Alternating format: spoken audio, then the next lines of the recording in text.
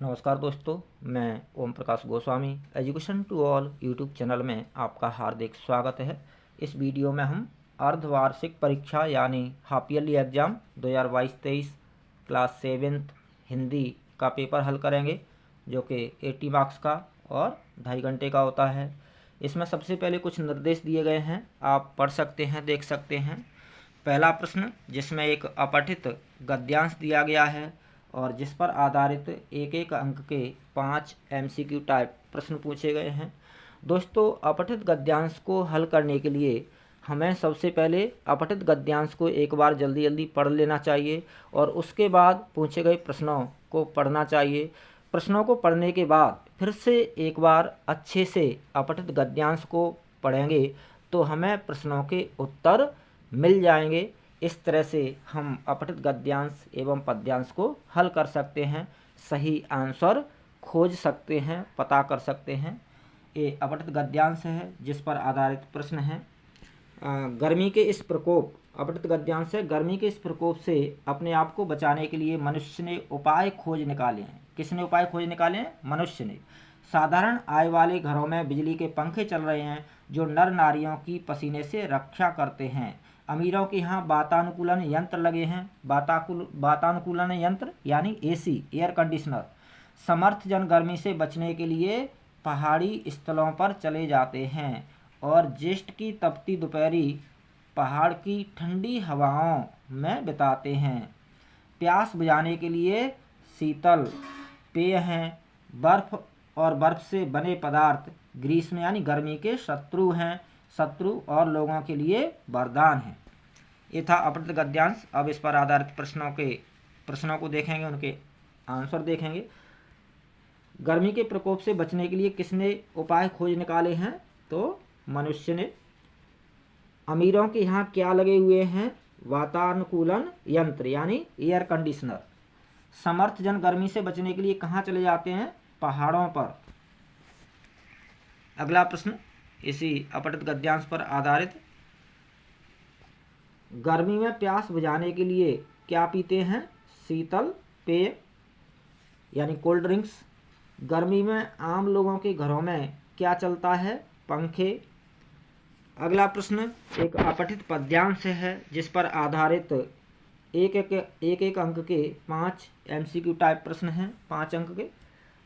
अपठित पद्यांश है, हंसते खिलखिलाते रंग बिरंगे, हंसते खिलखिलाते रंग बिरंगे क्यारी में देख, रंग बिरंगे फूल क्यारी में देखकर जी तृप्त हो गया। नैनों से प्राणों तक खिंच गई, नैनों से प्राणों तक खिंच गई गंध की लकीर सी, आँखों में हो गई रंगों की बरसात, अनायास कह उठा दिल वह धन्य है वसंत ऋतु। ये पद्यांश था। अब इस पर आधारित प्रश्न देखेंगे। कवि ने किस ऋतु का वर्णन किया है? तो वसंत ऋतु का। रंग बिरंगे फूलों को देखकर कवि के हृदय में कौन सा भाव आया? तृप्ति यानी संतुष्टि का भाव। गंध की लकीर से क्या अभिप्राय है? तो सुगंध से हृदय में प्रसन्नता की अनुभूति। तो ये वाला ऑप्शन सही है, सुगंध से हृदय में प्रसन्नता की अनुभूति। इस पर आधारित एक अगला प्रश्न, काव्यांश का उपयुक्त शीर्षक होगा। शीर्षक मीन्स नाम, टाइटल। तो वसंत ऋतु। वसंत ऋतु अपठित पद्यांश का सही टाइटल है, शीर्षक है, नाम है। अगला प्रश्न, अनायास ही कवि का दिल क्या कह उठा? धन्य है वसंत ऋतु। वसंत भाग 2 से संबंधित प्रश्न है, पाठों से संबंधित प्रश्न है। 2 अंक के 10 प्रश्न है, यानी 20 अंक के प्रश्न पूछे गए हैं। प्रश्न आप देख सकते हैं। पहला प्रश्न, पक्षी उन्मुक्त रहकर अपनी कौन कौन सी इच्छाएं पूरी करना चाहते हैं? तो तारे रूपी अनार के दाने चुगना चाहते हैं, बहता हुआ पानी पीना चाहते हैं, पेड़ की पतली डाली पर झूलना चाहते हैं, कड़वी निबोरी खाना चाहते हैं और आसमान में ऊंचा उड़ना चाहते हैं। ये आगे प्रश्न पढ़ सकते हैं आप, जो कि आपकी वसंत भाग 2 के पाठों पर आधारित हैं। कठपुतली कविता के माध्यम से कवि ने किसके महत्व को बताया है? स्वतंत्रता यानी आज़ादी के महत्व को बताया है। काका कालेलकर ने नदियों को लोकमाता क्यों कहा है? क्योंकि नदियाँ माँ की तरह, नदियाँ माता की तरह, माँ की तरह हमारी प्यास बुझाती हैं, हमारी पानी से संबंधित आवश्यकताओं को पूरा करती हैं। तो माँ की तरह प्यास बुझाने के कारण कवि ने नदियों को लोकमाता कहा है। कठपुतली को गुस्सा क्यों आया? क्योंकि वह धागों से बंधी हुई थी, वह पराधीन थी, वह स्वतंत्र होना चाहती थी। तो धागों से बंधे होने के कारण, पराधीन होने के कारण उसको गुस्सा आया। मिठाई वाला हर बार अलग अलग चीज़ क्यों बेचता था? जिससे कि बच्चे एक ही चीज़ को बार बार नहीं खरीदेंगे। एक ही चीज़ यदि बार बार खरीदेंगे तो वो क्या हो जाएंगे? बच्चे बोर हो जाएंगे, उनको अच्छा नहीं लगेगा, इसलिए वो अलग अलग चीज़ें लेकर आता था। लेटर बॉक्स को सभी लाल ताऊ क्यों कहते थे? क्योंकि वह लाल रंग से पुता हुआ था। तो नाटक में सबसे बुद्धिमान पात्र कौन था? लाल ताऊ, क्योंकि वह पढ़ा लिखा था, पत्र भी पढ़ सकता था लाल ताऊ। अगले प्रश्न आप पढ़ सकते हैं और अपने पेपर की प्रैक्टिस कर सकते हैं। व्याकरण भाग, व्याकरण पर आधारित प्रश्न है। प्रश्न संख्या 4, माता पिता, 4 का क, माता पिता शब्द में कौन सा समास है? द्वंद्व समास है। पीठ ठोकना मुहावरे का क्या अर्थ है? शाबाशी देना। अगला है विशेषण और विशेष्य का मिलान कीजिए। तो संभ्रांत, संभ्रांत महिला, समतल, समतल आंगन, घना जंगल, चंचल नदियाँ। इस तरह से आप मिलान कर सकते हैं। अगला है 6ठा प्रश्न, वाला प्रत्यय जोड़कर 2 नए शब्द बनाएं। तो दूध प्लस वाला, दूध वाला, यहाँ आ जाएगा दूध और वाला, दूध वाला। फल, यहाँ पर फल और यहाँ पर फल वाला, या टोपी वाला, गाड़ी वाला, कुछ भी आप शब्द बना सकते हैं। अगला है प्रश्न संख्या 7, द्वि का अर्थ होता है 2 और त्रि का अर्थ होता है 3। द्वि और त्रि शब्दांश के साथ जोड़कर 2 नए शब्द बनाएं। ये 4 अंक का प्रश्न है, एक एक अंक के 4 एग्जाम्पल देने हैं।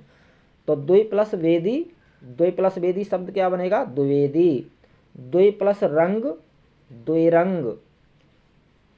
त्रि, त्रि प्लस कोण, त्रिकोण। और त्रि प्लस भुज, त्रिभुज, या त्रि प्लस शूल, त्रिशूल। इस तरह से हम एग्जाम्पल लिख सकते हैं। अगला है निम्नलिखित शब्दों के विलोम शब्द लिखिए। तो उत्थान का विलोम क्या होगा? पतन। आज़ाद का गुलाम। अगले प्रश्न महाभारत कथा पर आधारित हैं, जो कि 2-2 अंक के प्रश्न हैं। 12 अंक के प्रश्न पूछे गए हैं महाभारत कथा से। प्रथा किसकी पुत्री थी? तो प्रथा यदुवंशी राजा सूरसेन की पुत्री थी, प्रथा, जिनको कुंती भी कहते हैं। कर्ण का लालन पालन किसने किया था? सूत, अधिरथ और उनकी पत्नी राधा ने। अधिरथ और राधा ने कर्ण का लालन पालन किया था। पांडवों ने अस्त्र शस्त्र की शिक्षा किससे प्राप्त की थी? गुरु द्रोणाचार्य से। इंद्र ने कर्ण से क्या भिक्षा मांगी और क्यों? इंद्र ने कर्ण से कवच और कुंडल की भिक्षा मांगी, जिससे कि अर्जुन उसको युद्ध के दौरान उसको मार सके। अर्जुन किस क्षेत्र में अद्वितीय था?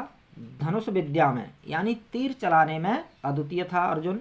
वारणावत का महल किन किन चीज़ों से तैयार किया गया था? लाख, मोम, सूखी घास एवं ज्वलनशील पदार्थों से। ज्वलनशील मीन्स जो जल्दी आग पकड़ते हैं, ऐसे पदार्थों से वारणावत का महल तैयार किया गया था, बनाया गया था। अगला पठित पद्यांश है, यानी हम पंक्षी उन्मुक्त गगन के कविता से पद्यांश लिया गया, जिस पर आधारित 5 अंक के प्रश्न पूछे गए हैं MCQ टाइप। पद्यांश है, हम पंक्षी उन्मुक्त गगन के पिंजरबद्ध न गा पाएंगे, कनक तीलियों से टकराकर पुलकित पंख टूट जाएंगे, हम बहता जल पीने वाले मर जाएंगे भूखे प्यासे, कहीं भली है कटुक निबोरी कनक कटोरी की मैदा से। अब इस पर आधारित प्रश्नों को देखेंगे। ये हम पंक्षी उन्मुक्त गगन की कविता से लिया गया है, जिसके कवि शिवमंगल सिंह सुमन हैं। पिंजरे में रहकर पक्षी क्या नहीं कर पाएंगे? तो उपर्युक्त सभी। गा नहीं पाएंगे, कुछ खा नहीं पाएंगे, उड़ नहीं पाएंगे, तो इसका सही उत्तर है उपर्युक्त सभी। पक्षी सोने की कटोरी में मैदे से क्या खाना अच्छा समझते हैं? कड़ुक निबोरी। कड़वी निबोरी खाना पसंद करते हैं, यानी पिंजरे में रहकर उनको सोने की कटोरी में दिया गया मैदा भी अच्छा नहीं लगता और आज़ाद रहकर कड़वी निबोरी खाना भी उनको पसंद है। तो पक्षी सोने की कटोरी में मैदे से क्या खाना अच्छा समझते हैं? कड़वी निबोरी। अगला प्रश्न, सोने का पिंजरा भी पक्षियों को क्यों नहीं पसंद आता है? क्योंकि वे तो खुले आसमान में उड़ना चाहते हैं, क्योंकि उनकी आज़ादी छिन जाती है, क्योंकि वे कैदी के रूप में नहीं रहना चाहते। तो इसका सही उत्तर है उपर्युक्त सभी। अगला है, कनक तिलियों से टकराकर क्या हो गया? तो कनक तिलियों से टकराकर उनके जो पंख हैं, कोमल कोमल जो मुलायम मुलायम पंख है, वो टूट जाएंगे। अगला प्रश्न है, कनक शब्द का क्या अर्थ है? तो कनक का अर्थ है सोना, गोल्ड। अगला एक पठित गद्यांश है जो कि हिमालय की बेटियां पाठ से लिया गया है। अभी तक मैंने उन्हें दूर से देखा था, बड़ी गंभीर, शांत, अपने आप में खोई हुई लगती थीं। संभ्रांत महिला की भांति वे प्रतीत होती थीं। उनके प्रति मेरे दिल में आदर और श्रद्धा के भाव थे।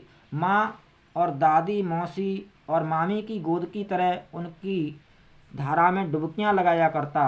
परंतु इस बार जब मैं हिमालय के कंधे पर चढ़ा तो वे कुछ और रूप में सामने थीं। मैं हैरान था कि यही दुबली पतली गंगा, यमुना, यही सतलुज समतल मैदानों में उतरकर विशाल कैसे हो जाती हैं। ये गद्यांश हिमालय की बेटियां से लिया गया है, जिसके लेखक नागार्जुन हैं। अब इस पर आधारित प्रश्न देखिए, इनमें से गद्यांश के पाठ और लेखक के नाम हैं। तो इसका सही उत्तर है हिमालय की बेटियां, नागार्जुन। लेखक ने नदियों को कैसे देखा था? तो लेखक ने नदियों को दूर से देखा था, और दूर से देखने पर वो एक संभ्रांत महिला की तरह बड़ी शांत और गंभीर दिखती थी। लेखक को नदियाँ कैसी लगती थीं? शांत, गंभीर, अपने में खोई हुई, उपर्युक्त सभी। समतल मैदान में पहुंचकर नदियाँ कैसी हो जाती हैं? विशाल, यानी उनका आकार बढ़ जाता है, तो विशाल हो जाती हैं, बहुत बड़ी हो जाती हैं। जो पहाड़ों पर बिल्कुल दुबली पतली सी दिखाई देती हैं, वही समतल मैदान में जाकर के विशाल आकार धारण कर लेती हैं, विशाल रूप धारण कर लेती हैं। अगला प्रश्न है, संभ्रांत शब्द का समानार्थक शब्द है। तो संभ्रांत शब्द का समानार्थक शब्द है शिष्ट और कुलीन, शिष्ट या कुलीन। अगला प्रश्न है, निबंध लेखन से संबंधित किसी एक विषय पर निबंध लिखिए। 3 टॉपिक हैं, आज़ादी का अमृत महोत्सव, राष्ट्रीय ध्वज, मेरा प्रिय मित्र। 3 में से किसी एक पर निबंध लिखना है। और अगला प्रश्न है, पत्र लेखन से संबंधित, जिसमें अवकाश के लिए प्रार्थना पत्र या फिर अथवा में अपने मित्र को उसके जन्मदिन पर बधाई देते हुए पत्र लिखिए। अवकाश के लिए प्रार्थना पत्र के लिए आप अवकाश के लिए प्रार्थना पत्र वाला वीडियो देख सकते हैं, और बधाई पत्र अगले वीडियो में अपलोड किया जाएगा। बहुत बहुत धन्यवाद, हार्दिक शुभकामनाएं, all the best, good luck, जय हिंद।